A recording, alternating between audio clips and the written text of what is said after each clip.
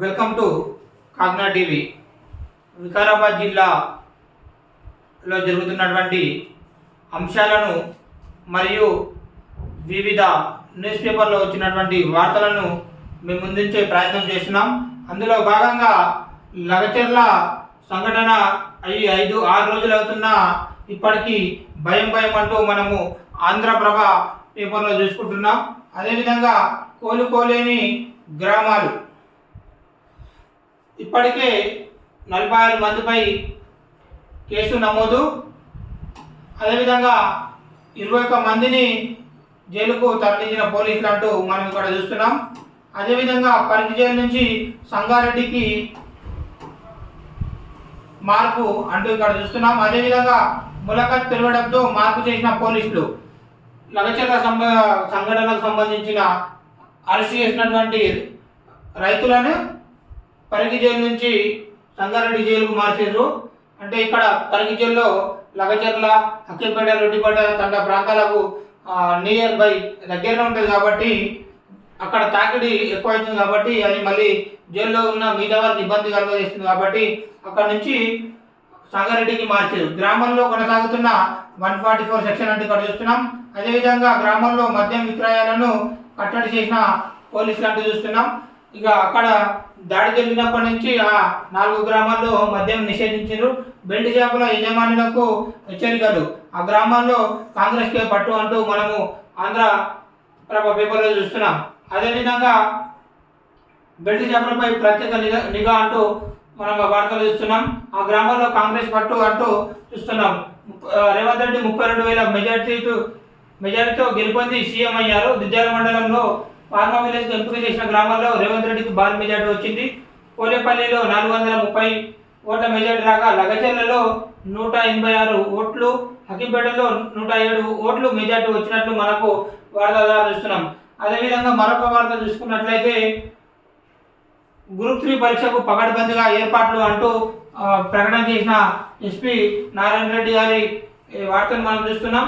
అదేవిధంగా పరీక్ష కేంద్రాల వద్ద 144 సెక్షన్ జరుగుతుంది. అదేవిధంగా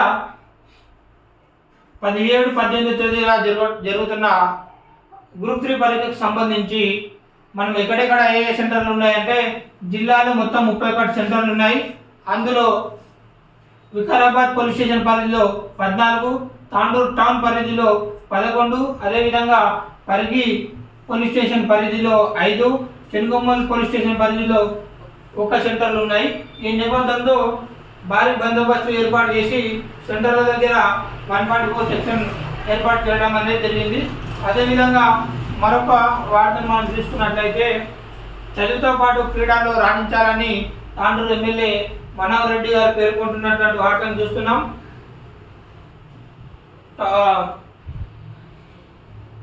Gautam model school kho kho state meet tournament ప్రారంభించిన ఎమ్మెల్యే మనోహర్ రెడ్డి గారి వార్తను చూస్తున్నాం. అదేవిధంగా విద్యార్థులు కరచాలనం చేస్తున్నటువంటి ఎమ్మెల్యే మనోహర్ రెడ్డి అంటూ మనం వార్తలు చూస్తున్నాం. అదేవిధంగా విద్యార్థులు చదువుతో పాటు క్రీడల్లో రాణించాలని తాండూరు ఎమ్మెల్యే మనోహర్ రెడ్డి గారు అన్నారు. శుక్రవారం తాండూరు పట్టణం గౌతమ్ మోడల్ స్కూల్ అండర్-17 ఖోఖో స్టేట్ మీట్ టోర్నమెంట్ పోటీలను ఏర్పాటు చేశారు. ఈ కార్యక్రమానికి ఎమ్మెల్యే మనోహర్ రెడ్డి గారు ముఖ్య అతిథిగా హాజరయ్యి టోర్నమెంట్ ప్రారంభించారని మనం వార్తలు చూస్తున్నాం. అదేవిధంగా గిరిజనులకు సంబంధించిన వార్తలు చూసినట్లయితే గిరిజన జీవన ప్రమాణాలు మెరుగుపరచాలంటూ కలెక్టర్ ప్రతీక్ జైన్ గారు పేర్కొన్నటువంటి వార్తలు చూస్తున్నాం. నిన్న ధర్తీ ఆబా భగవాన్ బిర్సా ముండా 150 జయంతిని పురస్కరించుకొని కలెక్టర్ కార్యాలయంలో సమావేశ మందిరంలో గౌరవ దినోత్సవ సమాహారం కార్యక్రమాన్ని నిర్వహించారు. ఈ వేడుకలో భాగంగా దేశ ప్రధాని 100 జిల్లాల గిరిజనులను ఉద్దేశించి మాట్లాడడం జరిగింది.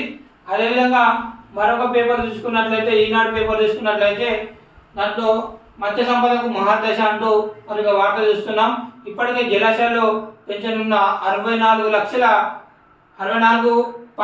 లక్షల చేప పిల్లలు అంటూ ఇక్కడ వార్త చూస్తున్నాం.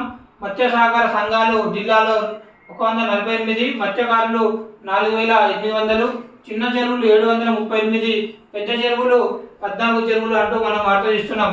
నిరంతర ప్రక్రియగా మత్స్య సంఘాల ఏర్పాటు అంటూ మనం చూస్తున్నాం. సమస్యల పరిష్కారానికి ప్రత్యేకమైన యాప్ను ఏర్పాటు చేశారు. జిల్లా వెంకటయ్య జిల్లా మత్స్య శాఖ అధికారి పేర్కొంటున్నట్టు వార్తలు చూస్తున్నాం. అదేవిధంగా గిరిజన జీవితాల మెరుగు చర్యలని బిర్సా ముండా జయంతిని పురస్కరించి ఈనాడు ఆ పేపర్ కూడా ప్రచురించడం జరిగింది. అదేవిధంగా చదివేకాడు క్రీడలకు ప్రాధాన్యం అంటూ నిన్న గౌతమ్ మోడల్ స్కూల్లో జరిగినటువంటి క్రీడా ప్రారంభోత్సవానికి ఉద్దేశించి క్రీడాకారులను పరిచయం చేసుకుంటున్న ఎమ్మెల్యే అని మనం ఇంతకుముందు వార్తలు చూసుకున్నాం. అదేవిధంగా మరొక వైపు ఓంకారం మనో ప్రాకారం అంటూ నిన్న కార్తీక మాసాన్ని పురస్కరించుకొని వివిధ గుడులలో జరిగినటువంటి కార్యక్రమాలను ఇక్కడ చూస్తున్నాం.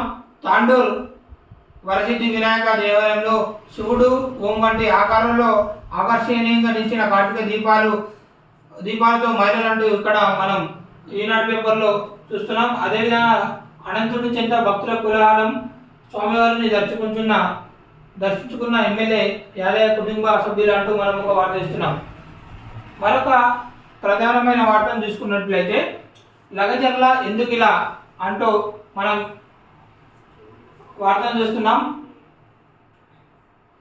అసలు లగచర్లకి ఏమైంది, దాన్ని ఎందుకు ఇలా అయిందంటూ రాష్ట్ర వ్యాప్తంగా చర్చనీయంగా మారిన గ్రామం తండాలంటూ మనం ఒక వార్త చూస్తున్నాం. అదేవిధంగా లగచర్ల ఎందుకు ఇలా జరిగింది అనేది